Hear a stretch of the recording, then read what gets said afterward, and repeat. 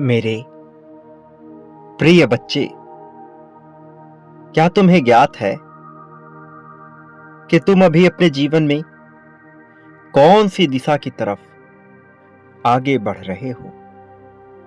क्या तुमने इसका आकलन किया है कि यह दिशा तुम्हें दिव्य द्वार की ओर लेकर जा रही है अथवा किसी गहरे समंदर में डुबाने को मजबूर कर रही है? क्या तुमने अपने जीवन को सही परिस्थिति में लाने का प्रयास जारी किया है अथवा इसे किसी भी दिशा की तरफ मोड़ देने के लिए आलस्य का साथ ले लिया है? प्रिय बच्चे, अपने जीवन को सकारात्मक सटीक दिशा देने के लिए मनुष्य को सदैव प्रयासरत रहना चाहिए। शिकायतों से परे स्वयं ही जिम्मेदारी उठाने की भावना का अपने अंतर मन में विकास करते रहना चाहिए। प्रगति की दिशा में स्वयं को लाने के लिए स्वयं ही अपने आप को प्रेरित करते रहना चाहिए। ये जीत के लिए बढ़ाया गया तुम्हारा कदम तुम्हें कितनी तरक्की दिला सकता है, तुम इसकी कल्पना भी नहीं कर सकते। और आज जब तुम्हें यह दिव्य संदेश प्राप्त हो रहा है, तो इसके साथ जुड़कर तुम अपने कदम को बढ़ाने का प्रयास जारी कर रहे हो। और यही कारण है कि तुम्हें हर हाल में इस दिव्य संदेश को पूर्णतः अंत तक सुनते रहना है। चाहे परिस्थिति कोई भी हो, सकारात्मक अथवा नकारात्मक, तुम्हारे पक्ष में अथवा तुम्हारे विरोध में, तुम्हें इसे हर हाल में पूरा अंत तक सुनना है। इसे बीच में छोड़कर जाने की भूल नहीं करनी है। अपने आप को कमजोर मानने वाला इंसान प्रगति की यदि कल्पना करता है, तो क्या वह उसे पाने के लिए सक्षम है? तुम्हें क्या लगता है, क्या प्रगति यूं ही सबको प्रदान कर देनी चाहिए? क्या इसका मूल्य नहीं होना चाहिए? यदि ऐसा नहीं होगा, तो क्या वो सभी जो प्रार्थनाएं कर रहे हैं, सबके बीच का भेद खत्म कर दिया जाए? यदि ऐसा हुआ, तो क्या तुम्हें नहीं लगता कि लोगों के बीच अहंकार अत्यधिक मात्रा में बढ़ जाएगा? संसाधनों का अभाव महसूस होने लगेगा। समानता एक कल्पना है जो इस संसार में वास्तविकता में परिणित हो ही नहीं सकती। मनुष्य जब परिस्थितियों को नियंत्रित कर सबको एक समान करने का प्रयास करता है, वह पूरी तरह से विफल हो जाता है। इस संसार में न जाने कितने ही ऐसे दिव्य मनुष्य हुए हैं जो अपने ज्ञान और प्रभाव के द्वारा सब कुछ एक समान करने की संकल्पना लेकर आए। बहुत से बुद्ध पुरुष यहां हुए, लेकिन क्या समानता आ गई? वास्तव में समानता इस प्रकृति का नियम है ही नहीं। समानता मनुष्य की कल्पना मात्र है। यह प्रकृति संतुलन के नियम पे कार्य करता है, समानता के नियम पे नहीं। यदि ऐसा होगा तो ना जाने कितने ही जीव भूखे रह जाएंगे। फिर एक सिंह की जितनी क्षमता है, उससे उसकी क्षमता के बजाय समानता के आधार पर चीजें मिलने लगे, तो एक हिरन को भी वही सब कुछ हासिल होगा, एक खरगोश को भी वही सब कुछ हासिल होगा। इसी प्रकार कीट पतंगों को भी वही सब कुछ हासिल होगा। लेकिन ऐसा नहीं होता, क्योंकि प्रकृति संतुलन के पारिस्थितिकी को समझती है। और उसी के अनुसार कार्य करती है। जब तुम्हारे मन में ऐसे भाव उत्पन्न होते हैं जिसमें तुम अपने आप को मजबूर और लाचार मानते हो, तो प्रकृति तुम्हारी भावना के भाषा को पढ़ लेती है। और प्रकृति सही या गलत में बिल्कुल भी विश्वास नहीं करती। इसलिए तुम जिस भावना में अपने आप को महसूस कर रहे होते हो, उसी तरह की परिस्थितियां और भी ज्यादा गढ़ने लगती है। उसी तरह की परिस्थितियां अंततः तुम्हें और भी ज्यादा दिखाई देने लगती है, महसूस होने लगती है। मेरे प्रिय बच्चे, चाहे यहां पर तंत्र कैसा भी कार्य कर रहा हो, तुम्हें तंत्र सही करने का विचार नहीं करना है। तंत्र सही करना तुम्हारा उद्देश्य नहीं है। तुम्हारा उद्देश्य यह होना चाहिए कि तुम उस तंत्र में अपने आप को व्यवस्थित कैसे कर सकते हो। चाहे किसी भी प्रकार की व्यवस्था समाज ने बना ली हो, तुम्हें प्राकृतिक नियमों के तहत होकर के अपने आप को उसके साथ सामंजस्य बिठाकर श्रेष्ठता की सूची में लेकर आना है, ताकि तुम्हें कभी विवशता का सामना न करना पड़े, ताकि तुम्हें किसी के सामने अपने हाथ ना फैलाने पड़े। स्वयं को मजबूत करने का संकल्प ही तुम्हारा प्रथम लक्ष्य होना चाहिए। यह मजबूती शारीरिक, मानसिक, आर्थिक, सामाजिक, आध्यात्मिक, धार्मिक पूरी तरह से होना चाहिए। और जब मैं धर्म की बात कर रहा हूं, तो इसका अर्थ ईश्वरीय धर्म से है, मनुष्य द्वारा निर्मित धर्मों से नहीं। मैं यहां मान्यताओं, धारणाओं, कर्मकांडों की बात नहीं कर रहा। वह ईश्वर जिसे तुम ढूंढने का प्रयास कर रहे, वास्तविकता में वह मैं हूं ही नहीं। वास्तविकता में मेरी धारणा, इस ब्रह्मांड की धारणा अज्ञात और निराकार स्वरूप में है। इसे तुम जैसा चाहे वैसा आकार दे सकते हो। ना यह आकार में बंधा है, ना यह आकार से मुक्त है।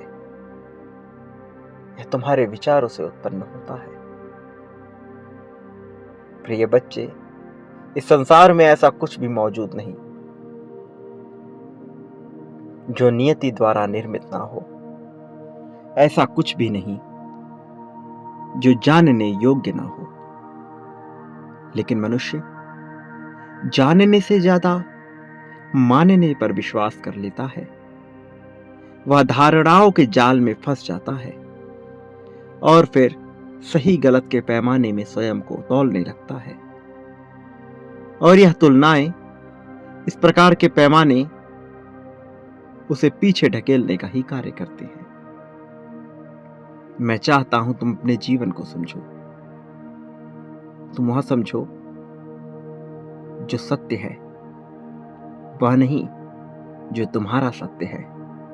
वह समझो जो वास्तविकता है, वह नहीं जो सामाजिक रूप से वास्तविक बताया जा रहा है। वह मानो जो नैतिक है, वह नहीं जो तंत्रों ने नैतिकता बता दी है। क्योंकि किसी कालखंड में जो बातें तुम्हें नैतिक प्रतीत हो रही हैं, किसी अन्य समय काल में पूरी तरह से वही बात अनैतिक लग सकती है। मेरे प्रिय बच्चे, तुम्हें सार गर्भित अर्थ में सोचना है, संपूर्ण के अर्थ में सोचना है। अपनी सोच का विस्तार करो। तुम्हारी समस्या का हल निश्चित तौर पर होगा। तुम अपनी समस्या के लिए न घबराओ, उसका हल तुम्हें मिल जाएगा। तुम अपने आप को बेहतर करने का विचार करो। तुम्हारे प्रश्नों का जवाब भी तुम्हें मिलेगा और तुम्हारी समस्याओं का हल भी तुम्हें मिलेगा। लेकिन महत्वपूर्ण यह है कि तुम्हें अपने भीतर बदलाव करने का सर्वप्रथम प्रयास करना होगा। महत्वपूर्ण यह है कि तुम्हें समझना होगा कि तुम्हारे लिए क्या आवश्यक है और क्या आवश्यक नहीं है। तुम्हें समझना होगा वह क्या है जो तुम्हें लाभ देगा और वह क्या है जो तुम्हें लाभ नहीं दे सकता। फिर वह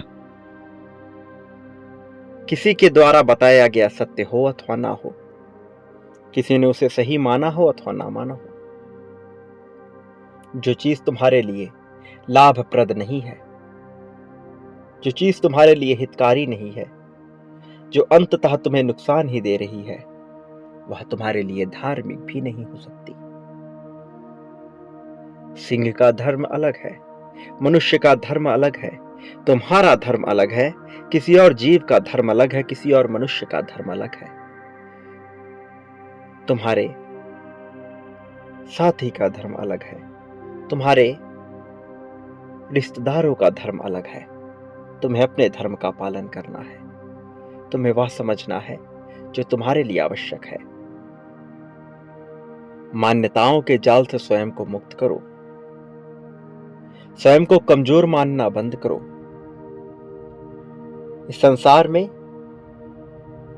तुम में जो क्षमता है वह सब में विद्यमान नहीं, कुछ चुनिंदा पुण्य आत्माओं में ही ऐसी क्षमता विकसित की गई है। जो ताकत तुम्हें प्रदान की गई है, जो समझ तुम्हें प्रदान की गई है, अध्यात्म के जिस मार्ग पर तुम्हारा चयन किया गया है, यह सबके लिए नहीं हुआ। अपने उम्र काल परिस्थिति से आगे सोच कर देखो। कभी अपने आप को इन नियमों में ना बांधो कि तुम कोई कार्य नहीं कर सकते। अपनी उम्र, अपने समय, अपने परिस्थिति, अपने धर्म के आधार पर कभी भी स्वयं को योग्य अथवा अयोग्य मत समझना। मैं निश्चित तौर पर यह कहता हूं कि तुम पूरी तरह से योग्य हो, योग्यता के लिए रचित हुए हो। मेरे प्रिय बच्चे, एक बात याद रखो, तुम इस संसार में न कभी अकेले थे और न कभी अकेले होगे। मैं हर पल तुम्हारी गतिविधियों का आकलन कर रहा हूं, मैं तुम्हारी चुनौतियों को देख रहा हूं, तुम्हारी परीक्षाओं को देख रहा हूं। मैं जिन पैमानों पर तुम्हें देख रहा हूं वह बिल्कुल अलग है और वह तुम्हारे लिए विचारणीय नहीं है, इसलिए तुम उसका विचार करो भी मत। बस तुम पूरी तरह से अपने आप को मजबूत बनाने पर जोर लगाओ। तुम्हारा साथ देने के लिए मैं सभी शक्तियों को तुम्हारे समर्थन में लगा दूंगा। तुम प्रयास करो और निरंतरता का प्रदर्शन करो। तुम यह पाओगे कि तुम्हारी जीत बहुत तीव्र गति से होने लगी है। शुरुआत में यह धीमा लग सकता है, किंतु यह धीमा होगा नहीं, यह पूरी तीव्रता के साथ होगा। तुम्हारे भले के लिए सब कुछ हो रहा है। तुम्हें प्रेम प्रदान करने के लिए सारी तैयारी कर ली गई है। अब तुम जीत की आवृत्ति में आने को तैयार हो जाओ।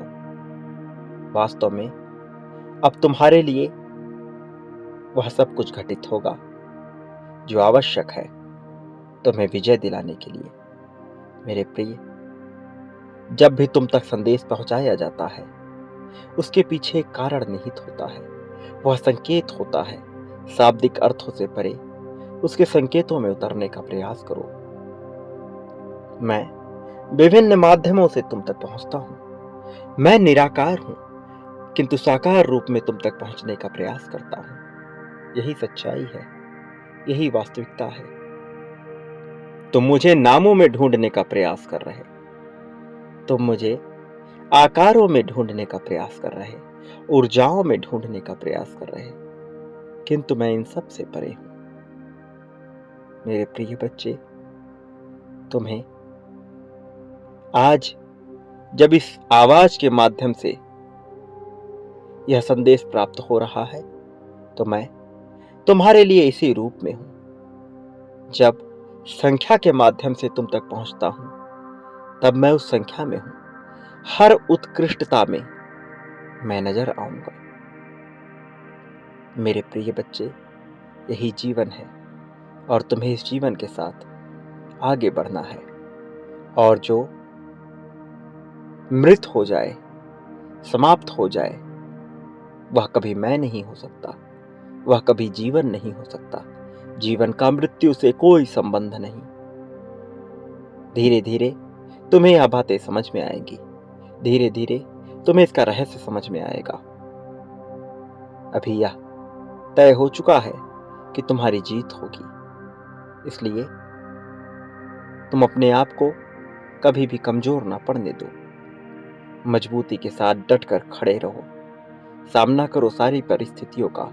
घबराओ मत। सारी चीजें धीरे धीरे होने लगेंगी। तुम्हें नजर भी आएंगी। तुम्हारी जीत तुम्हें स्पष्ट रूप से दिखने लगेगी। मेरे प्रिय, याद रखो, तुम इस संसार में जो कुछ भी बांटते हो, बदले में अपने लिए वह कई गुना ज्यादा मात्रा में प्राप्त करते हो। जितनी ज्यादा बड़ी मात्रा में बांटोगे, जितनी ज्यादा बड़ी संख्या में बांटोगे, वह उससे कई ज्यादा गुनी संख्या और मात्रा में तुम्हें हासिल होगी। यह तत्काल नजर नहीं आएगा, किंतु यह घटित हो रहा है, यह निर्मित हो रहा है, यह सामने आएगा। प्रेम, धन, संपत्ति, समृद्धि, त्याग, समर्पण, दुख, सुख, शोक, अशोक, ईर्ष्या, जलन, मित्रता, स्वभाव, जो बांटोगे वह सब कुछ तुम्हें हासिल होगा। कई गुना ज्यादा मात्रा में प्राप्त होगा। चयन तुम्हें करना है, परिणाम मैं दूंगा। मैं सदैव तुम्हारे साथ था, सदैव तुम्हारे साथ हूं, सदा तुम्हारे साथ रहूंगा। इस बात को कभी मत भूलना। मैं तुम्हें कभी कमजोर नहीं पड़ने दूंगा, कभी हारने नहीं दूंगा। इस बात को कभी मत भूलना। मेरे आने वाले संदेशों की हर हाल में प्रतीक्षा करना। मैं अवश्य आऊंगा तुम्हारा मार्गदर्शन करने, तुम्हें जीत दिलाने, तुम्हें जीत की राह पर आगे बढ़ाने के लिए, तुम्हें दिव्यता के मार्ग पर ले जाने के लिए, चमत्कार के सागर में डुबोने के लिए मैं अवश्य आऊंगा। तुम्हें ऊंचाई पर ले जाने के लिए, शिखर तक पहुंचाने के लिए मेरी उंगली पकड़कर आगे बढ़ना। प्रिय बच्चे, तुम्हारा इस जगत में सदा ही कल्याण होगा। सदा सुखी रहो, लोगों में खुशियां बांटो। तुम्हारी वास्तविक अर्थों में प्रगति होगी।